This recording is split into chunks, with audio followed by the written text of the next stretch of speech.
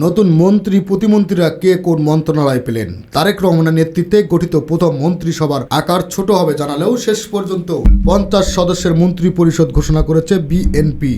নতুন এই সরকারে যারা মন্ত্রী প্রতিমন্ত্রীর দায়িত্ব পেয়েছেন তাদের মধ্যে 41 জনই প্রথমবারের মতো গুরুত্বপূর্ণ এমন দায়িত্ব পেলেন। এমনকি তারেক রহমান নিজেও প্রথমবার মন্ত্রিসভার সদস্য হয়েছেন। অতীতে মন্ত্রণালয় চালানোর অভিজ্ঞতা রয়েছে দলটির এমন 9 জন নেতাকে এবার পূর্ণমন্ত্রী করা হয়েছে। বুধবার সকালেও মন্ত্রীদের দপ্তর বন্টনের প্রজ্ঞাপন জারি হয়নি, তবে বিএনপি ভেরিফাইড ফেসবুক পাতায় নেতাদের ছবি ও নাম সহ দপ্তরের নাম উল্লেখ করা হয়েছে। এছাড়া কয়েকটি মন্ত্রণালয়ের ওয়েবসাইট ও নতুন মন্ত্রীদের নাম উল্লেখ করা হয়েছে। এর মধ্যে বিএনপি মহাসচিব মির্জা ফখরুল ইসলাম আলমগীর পেয়েছেন স্থানীয় সরকার, পল্লী উন্নয়ন ও সমবায় মন্ত্রণালয়ের দায়িত্ব। ইতিমধ্যে মন্ত্রণালয়টির ওয়েবসাইটে মন্ত্রী হিসেবে তার নাম উল্লেখ করা হয়েছে। স্থায়ী কমিটির সদস্য সালাউদ্দিন আহমেদকে স্বরাষ্ট্রমন্ত্রী, আমির খসরু আহমেদ চৌধুরীকে অর্থ ও পরিকল্পনা মন্ত্রী, সাবেক অ্যাটর্নি জেনারেল মোহাম্মদ আসাদুজ্জামানকে আইনমন্ত্রী, খন্দকার আব্দুল মুক্তাদিরকে বাণিজ্য মন্ত্রী এবং জহিরউদ্দিন স্বপনকে তথ্যমন্ত্রীর দায়িত্ব দেওয়া হয়েছে। নতুন মন্ত্রিসভায় বড় চমক খলিলুর রহমান, যিনি অন্তর্বর্তী সরকারের প্রধান উপদেষ্টা, জাতীয় নিরাপত্তা উপদেষ্টা ছিলেন। অতীতে দলের একাধিক নেতাকর্মীকে মিস্টার রহমানের সমালোচনা ও ভূমিকা নিয়ে প্রশ্ন তুললে দেখা গেলেও শেষমেশ তাকেই টেকনোক্রেট কোটায় মন্ত্রী করে পররাষ্ট্রের মতো গুরুত্বপূর্ণ মন্ত্রণালয়ের দায়িত্ব দিয়েছেন বিএনপি। চলুন তাহলে জেনে নেওয়া যাক নতুন মন্ত্রী প্রতিমন্ত্রীরা কে কোন মন্ত্রণালয়ে দায়িত্ব পেলেন, সিনিয়র নেতারা কে কোন মন্ত্রণালয়ে। প্রধানমন্ত্রী তারেক রহমানের সঙ্গে নতুন মন্ত্রী পরিষদে 25 জন পূর্ণমন্ত্রী রাখা হয়েছে। তাদের মধ্যে 1 জন নারী এবং 2 জন টেকনোক্রেটিক মন্ত্রী রয়েছে। বিএনপির শীর্ষ নেতাদের মধ্যে দলের মির্জা ফখরুল ইসলাম আলমগীরকে দেওয়া হয়েছে স্থানীয় সরকার, পল্লী উন্নয়ন ও সমবায় মন্ত্রণালয়ের দায়িত্ব। এর আগে 2001 সালে বিএনপি সরকার সমবায় মিস্টার আলমগীর কৃষি এবং বেসামরিক বিমান পরিবহন ও পর্যটন মন্ত্রণালয়ের প্রতিমন্ত্রী হিসেবে দায়িত্ব পালন করেছিলেন।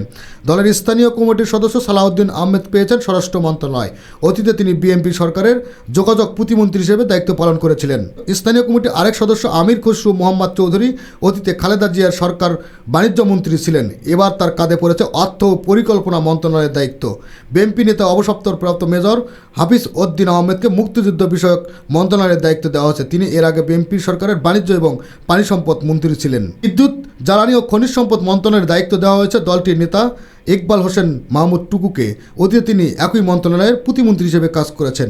2001 সালে বিএনপি সরকারের শিক্ষা প্রতিমন্ত্রী পদে ছিলেন আনম আনিসুল হক মিলন। তিনি এবার একই মন্ত্রণালয়ের পূর্ণমন্ত্রীর দায়িত্ব পেলেন। সেই সঙ্গে প্রাথমিক ও গণশিক্ষা মন্ত্রণালয়ের দায়িত্ব থাকবে তার কাঁধে। কুমিল্লা থেকে 6ষ্ঠবারের মতো সংসদ সদস্য নির্বাচিত হওয়া বিএনপি নেতা কাজী শাহ মোফাজ্জল হোসাইন কায়কোবাদ বিএনপির সর্বশেষ সরকারের ধর্ম প্রতিমন্ত্রী ছিলেন। তিনিও এ দফায় পূর্ণমন্ত্রী পেয়েছেন ধর্ম মন্ত্রণালয়ের দায়িত্ব। এমপি ভাইস চেয়ারম্যান নিতাই রায় চৌধুরীকে দেওয়া হয়েছে সংস্কৃতি মন্ত্রণালয়। অতীতে তিনি এরশাদ সরকারের মন্ত্রী ছিলেন। লালমনিরহাট 3 আসন থেকে বিজয়ী বিএনপি নেতা আসাদুল হাবিব দুলু তারেক রহমানের নেতৃত্বে বিএনপি সরকারের দুর্যোগ ব্যবস্থাপনা ও ত্রাণ মন্ত্রণালয়ের দায়িত্ব পেয়েছেন। বিএনপি 2001 সালের সরকারেও তিনি এই মন্ত্রণালয়ে উপমন্ত্রী ছিলেন। আরও প্রধানমন্ত্রী হিসেবে তারেক রহমানের হাতে থাকছে জনপ্রশাসন, প্রতিরক্ষা মন্ত্রণালয় ও মন্ত্রী পরিষদ বিভাগ।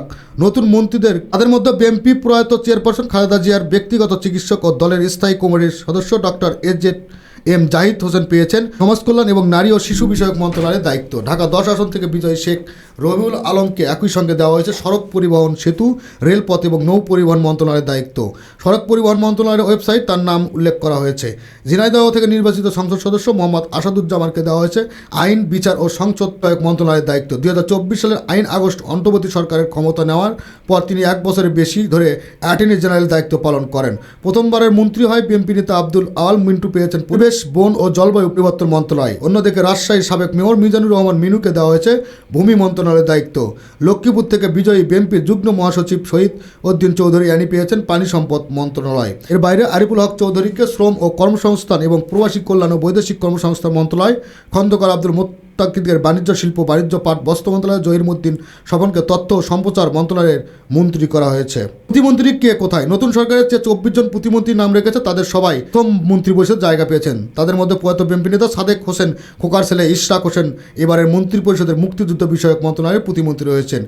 এছাড়া ভোটে না জিতলেও বিএনপি কেন্দ্রীয় নির্বাহী কমিটির ক্রীড়া সম্পাদক ও ঢাকা উত্তর বিএনপির আহ্বায়ক সাবেক ফুটবলার মোহাম্মদ আমিনুল হক টেকনোকিকা হিসেবে দিয়েছে ক্রীড়া প্রতিমন্ত্রী।